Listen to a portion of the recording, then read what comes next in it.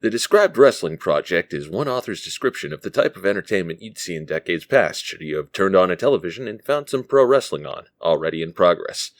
It contains coarse language, descriptions of intense violence, and unpleasant reminders of what past times were like, socially. All described video content is copyright its respective owners. All opinions stated are the creator's own. Rest in peace to any and all performers described who have since moved on to the next world. Fans will do all we can to make your work stand in history, regardless of who you were.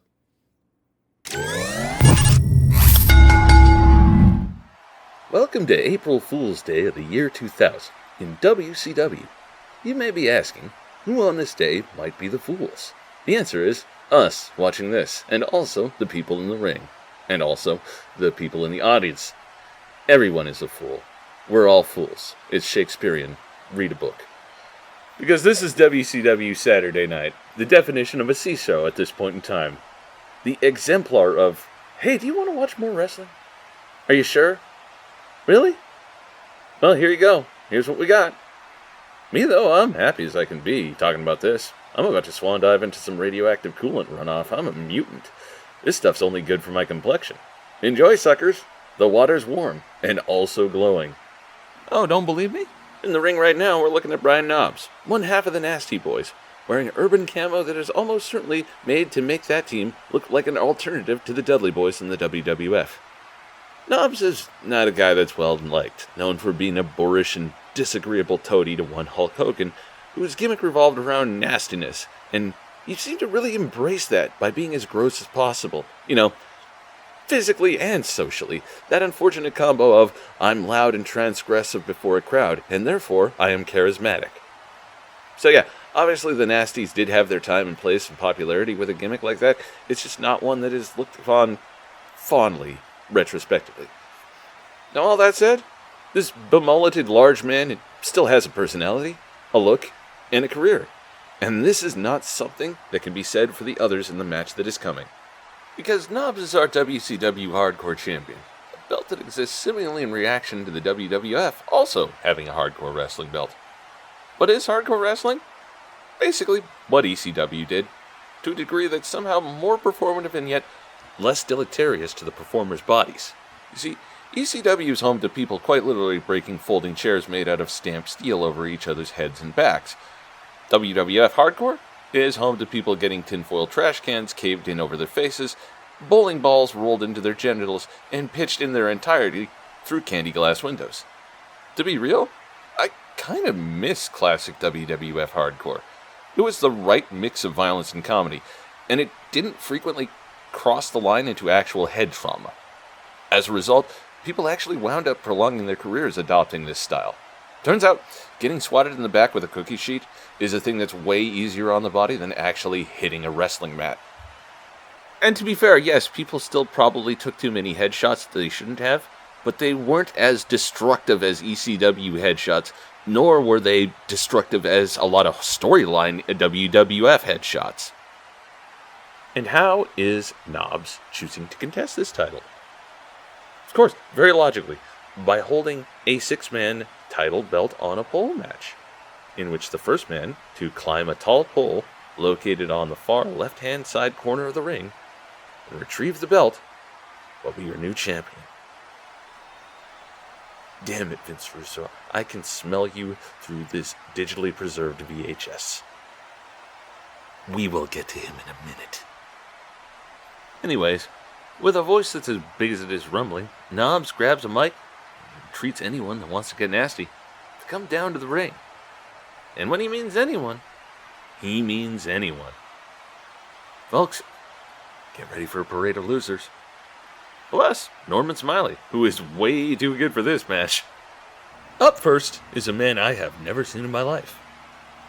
I have watched this match before, and I have never seen this man before in my life. His name is Adrian Berg, and he appears to be what occurs when you just press confirm on a default create a wrestler and proceed directly into career mode without adding any personalization or character.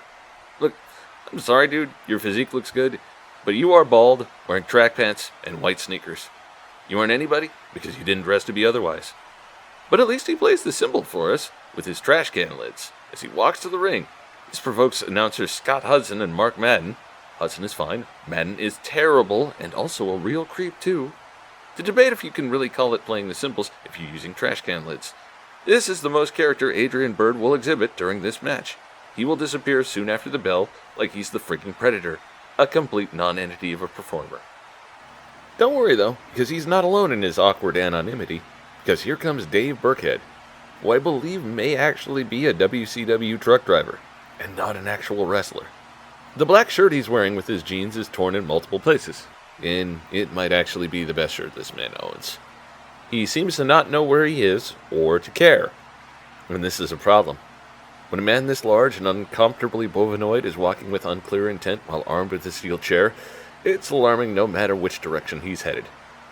He's also entering to a scuffed production music library sound-alike of My Sharona with hints of We Built This City on Rock and Roll, which gives his appearance in this match an even more thrown-together weirdness. This man is what they had available to send out at that exact moment, no more, no less. Though on the other hand, at least I could tell what his entrance theme is trying to be, because Adrian Byrd came out to what I can describe as music of some sort. Out next comes Rick Fuller, who Scott Hudson states is about 6'6", 330 pounds. It's about as notable as he gets. A very large man in a black and white singlet with "The Fuller Effect" written across the small of his back. He looks somewhat like a transporter fusion hybrid of a church pastor and an outlaw biker, walking out to Ford Truck Day's guitar rock. It was considerate of him to bring an appropriate container for this match, as he's armed with a trash can. And then, the sound-alike of Megadeth's Victory announces this match's other big name aside from Brian Knobbs. And folks, I'm not afraid to say, this guy's one of my favorite wrestlers of all time. Yes, it's time for Norman Smiley to come out. A dude who is one of the aforementioned wrestlers that extended his career through hardcore wrestling. He's also a man that has had one of the most low-key, interesting, and unique careers I've ever seen. Norman is here in a comedic incarnation, wearing alternatively either football or hockey pads, both as armor for his hardcore matches, and to get easy pops from the crowd by wearing the local team's jersey, which is one of the smartest small things I've ever heard of for building popularity with an audience. He's also known for screaming like a terrified chihuahua in hardcore situations, adding to the comedy. And all that said, man is a legitimately trained killer of a pro wrestler, who once coexisted in the same promotion as Minoru Suzuki, one of the most insanely violent no-frills wrestlers to ever live, a direct protege of Karl Gotch, and basically a character from the Yakuza series that broke containment. Though they had never wrestled each other, the fact that at one time their styles were ever comparable in both technique and execution speaks to what a classically trained, low-key monster Norman Smiley was in the ring. This was a man known as Black Magic for his legitimate grappling background. This man has trained some of your favorite wrestlers. Respect forever to Norman Smiley. And lastly, and not leastly, because even if it's a silly character, it's still a character, is one Al Green, known here simply, the dog. What the dog doing? Well, he's getting unchained from his collar and sent to the ring like a madman, wearing what I would describe as camouflage, apt to blend into a red brick building that's currently on fire. So in other words, hell camouflage. This man is set to ambush demons in hell, at least in his own mind, as the dog is a pretty coked up gimmick. And it wouldn't surprise me if that's what's in the acting headspace of such a meth high of a character. What's even more messed up? This is a man who would later tell MMA legend Don Fry that he doesn't care if he's some karate. No, I didn't misspeak, that's what he said in the promo, and that's why I'd argue that Dog is actually a more stable gimmick than the man, Al Green. Also, why is his entrance theme a sound-alike of Owner of a Lonely Heart? I mean, what got into the heads of the people in the production truck in this company? With the man in the orange camo hitting the ring, there's the bell, and our match begins. Now, you might be asking, what goes into a match like this? What's the structure look like in general? Well, I mean, in a general sense, a hardcore match isn't that much different from a regular match. It's just that there's weapons and a no-rules approach taken to the proceedings. With that framework opened up, wrestling then populates the gaps, with wrestlers still setting up spots, still having moves they pre-planned ahead of time, still having big moments of spectacle that happen at the appropriate moment to set the crowd off, and of course, a planned finish, where an appropriate wrestler gets hit with an appropriately powerful move or weapon and takes the fall for the appointed winner. You know, exactly how normal pro wrestling works, just with additional bits of blunt force and sometimes sharp force trauma thrown in the mix, for spice. And then there's what this match is, which is 6 doomed individuals sent out to fill the final 10 minutes of showtime with directionless violence, largely improvised by individuals trying desperately to keep momentum going by grabbing someone and then hitting them in a safe spot with something made of metal. Guess what this match is? Instantaneously, Brian Knobbs is mobbed by the 5 other men in the match, who proceed to disappear him under a pile of metal implements.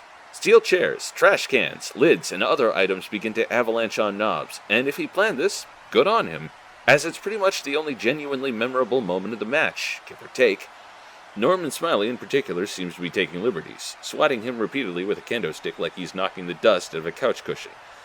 Knobbs sells all this like a bug in its unpleasant last seconds in a nature documentary, squirming with a double-time urgency that is definitely being informed by the blows raining down on him and not just acting alone. He then powders out of the ring, probably feeling like the full length of his back is glowing like a neon sign. It is at this moment that the match devolves into a leisurely mosh pit of men doing seemingly casual violence to each other. A free-form dance of finding someone in the open and then making something metal and loud connect with the non-vital portions of their anatomy. Also, if they can get away with something foil-like to the head, oh yeah, headshots ahoy. You have never seen so many bulky men getting hit in the shoulder blades at once as a match like this, so many trash can leads being deformed over the crowns of skulls, because it's functionally all this match has for you. That, plus a belt hanging above the turnbuckles of the corner, looking down on the proceedings like a disappointed and powerless substitute teacher. So why am I recapping such a directionless and, frankly, unrecapable match?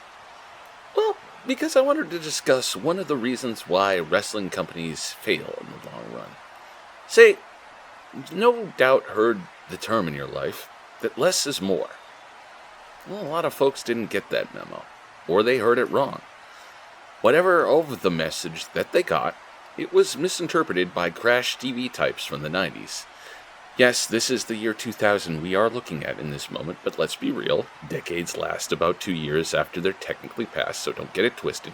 Even if this is 2000, we are still looking the 90s dead in the face. Anyway, these people heard less is more, and they thought about it, and they processed it, and they went, "Oh no, bro, that doesn't make any sense, bro. Oh no, bro, that doesn't make any sense, bro. How's less gonna make more, bro? That's no math, bro. Bro? Bro. Bro, bro, bro, bro, bro, bro, bro, bro, bro, bro, bro, bro." Look, I'm not saying that Vince Russo on the booking staff is a sign your company is going to die soon, but I am saying it's a sign your company needs to go to a doctor and book surgery dates before he does kill it.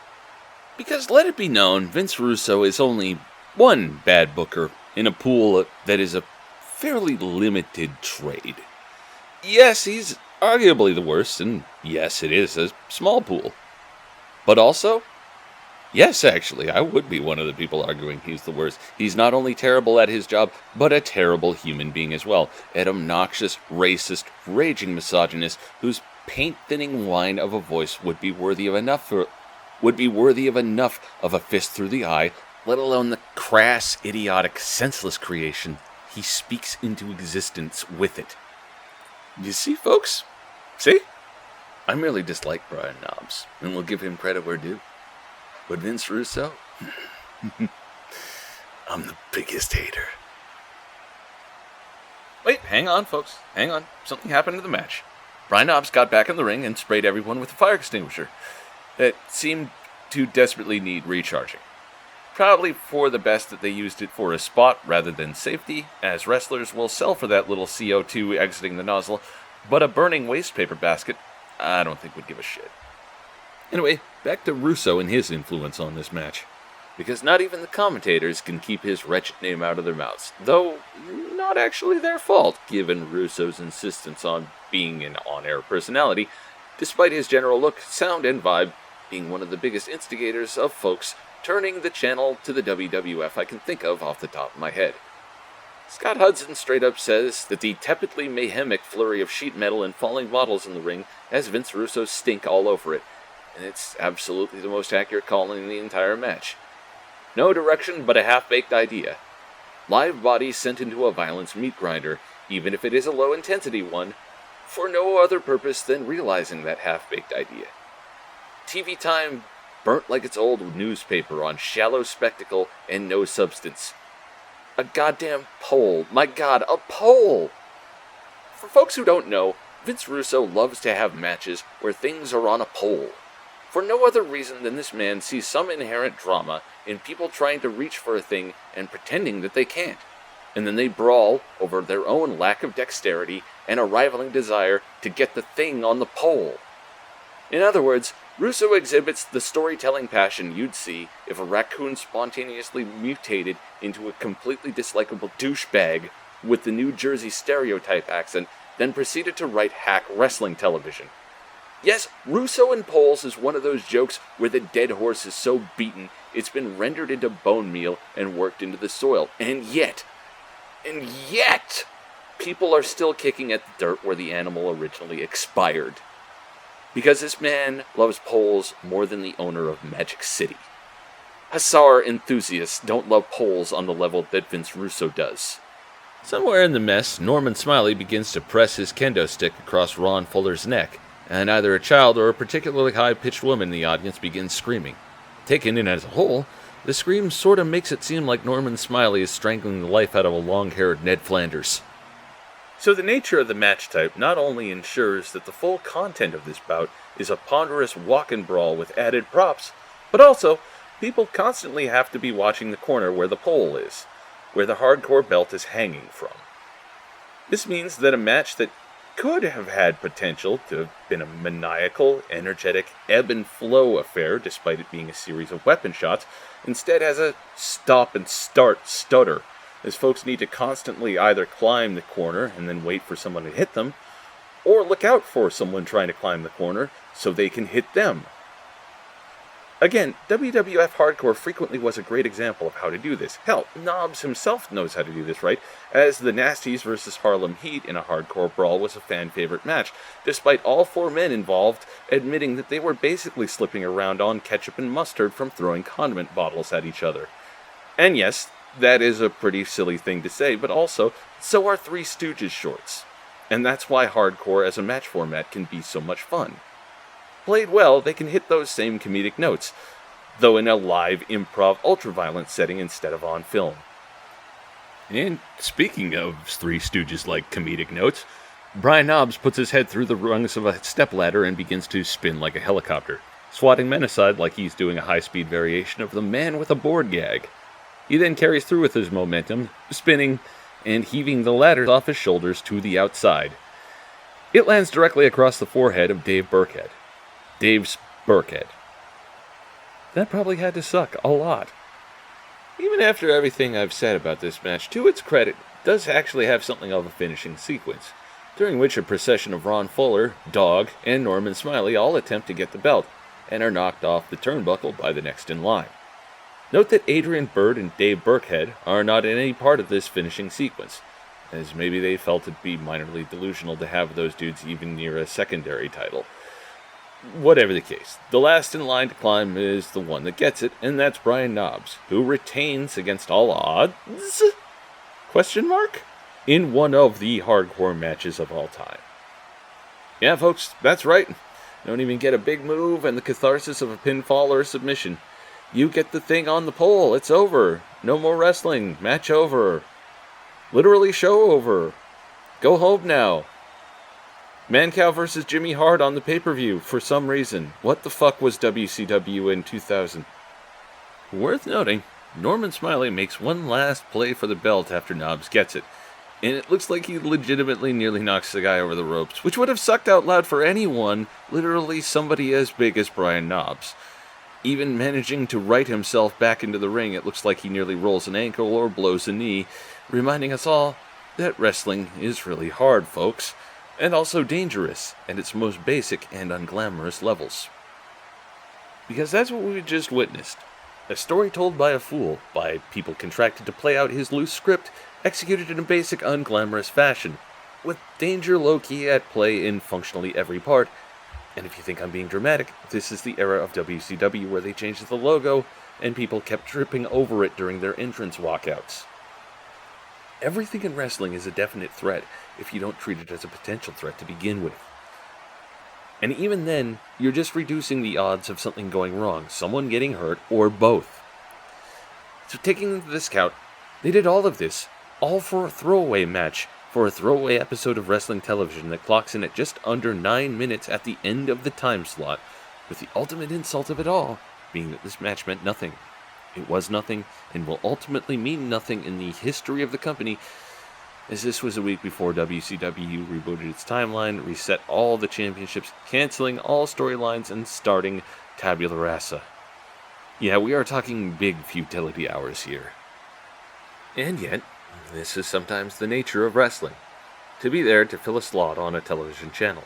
A television channel that has wrestling on it, as part of its ongoing ethos and loyalty to a wrestling company. Again, Ted Turner loyally loved WCW, even if the eventual shareholders in the upcoming merger didn't, and ultimately killed it because of its failing ratings and money bleeding. And this is how you contribute to the downfall. By putting out an unenthusiastic and middling product to fill time. A middling product that is also inconsequential because of the whims of the people steering the ship. It's the sort of thing that is psychically unpleasant, the bitter backswing of existing in a nihilistic state. Of knowing you're producing something on contract that's going straight into the garbage as soon as you're done building it. If you know, and you've got scars from the experience. But see, the thing is, people who say life doesn't have a happy ending, they're liars, or else their priorities are more rooted in notions of the eternal, and having some sort of immortal place in it. And like hell if I'm saying I'm an actual nihilist, because I care too much about too much to merge into that particular lane. But what I am saying is, if the grim reality of a thing that you happen to be existing in, or as part of, is that nothing really matters, then the joyous truth of that very same thing is also that nothing really matters. Did this match mean anything? No, absolutely not. It was dreck, and weeks later, it basically never happened but for the bruises. Did this match show me people getting bopped in the head with soft metal, in a format that didn't waste my time or wear out its welcome? Yeah, it also did that. Small victories in the fallout. Man, that was fun. I want to go again, I say at the bottom of a smoldering crater, lighting a joint despite the fact that my clothes are already smoking.